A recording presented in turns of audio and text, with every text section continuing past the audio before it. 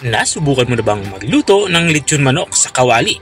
Kung hindi pa, para sa'yo ang video ito dahil dito ay magluluto tayo ng lechon manok sa kawali. Simulan na natin ating pagluluto. Mayroon nga tayo dito 1 kalahating kilo ng manok. Unang gagawin ko ay papalaman ako muna ito. Mayroon tayo ditong onion leeks at mayroon din tayo ditong tanglad o lemongrass. Ang gagawin natin, ilalagay lang natin ito dito sa cavity ng manok.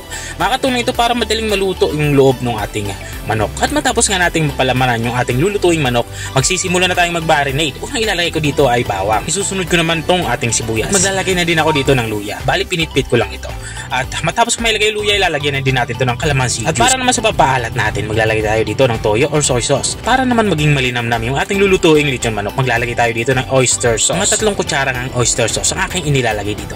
At para naman sa pang aromatics natin, maglalagay tayo dito ng laurel. Saka itong star anise. At matapos natin mailagay itong ating mga pang-marinade na sangkap, ay haluin lang natin ito ng maigi. Para kumapit yung ating mga inilagay na sangkap dito sa karning manok. Maglalagay na din ako dito ng 1 kutsarang asukal. Makakatulong ito para maging manamis-namis yung ating lulutuing manok. At maglalagay na din ako dito ng black pepper or pamintang duro para mayroon namang spice na lasa yung ating lulutuing ulam. At kung nanonood ka pa rin hanggang dito sa kalagitnaan ng aking video, ibig sabihin ay nag-e-enjoy ka. Baka pwede mo naman i-comment kung taga-saan ka para alam ko kung taga-saan umabot ang aking video. At matapos ko malamas ng maigi itong ating lulutuing lechon manok, ay itatabi ko muna ito. Imamarinate nga natin ito ng at least 3 hours kung nagmamadali kayo. Pero kung hindi naman kayo nagmamadali, pwede naman overnight. At matapos ko mamarinate yung ating karning manok, ay dito naman sa parteng ito ay magsisimula tayo magluto.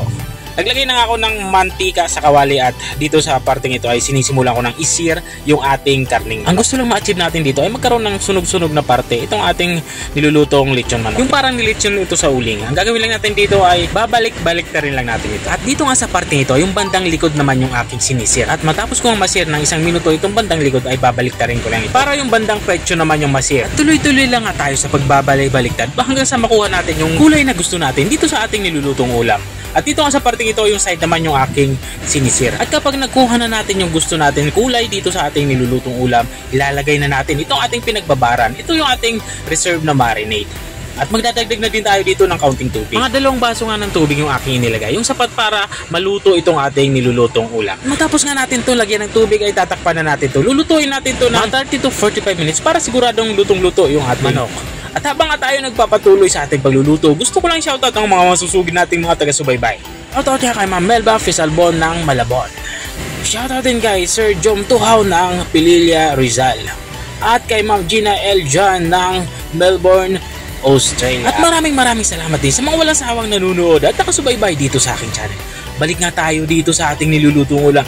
Dito nga sa parteng ito ay naiga na nga yung sabaw ng ating nilulutong ulam. Ang gagawin ko lang dito ay babalutin ko lang ng sauce itong ating lechon manok katulad ng ginagawa ko. At babalik na rin ko lang to para yung kabilang side naman ng ating nilulutong lechon manok yung malagyan ng sauce. Tuloy-tuloy lang tayo sa pagbabalot ng sauce dito sa ating nilulutong lechon manok. At kapag ganito na itsura niya, pwede na natin to serve. Ang sarap nga nito lalong-lalo na sa mainit-init na kanin. At ito na nga yung ating ulam pananghalian. Isi-serve natin to kasama ng ating mga paboritong sausawan. Mayroon nga tayong ditong sausawan na toyo, kalamansi, saka mayroon din tayong sibuyas na inilagay. At ito na nga yung ating lechon manok sa kawali. Kung nakarating ka hanggang dito sa dulo ng aking video, maraming salamat sa panonood.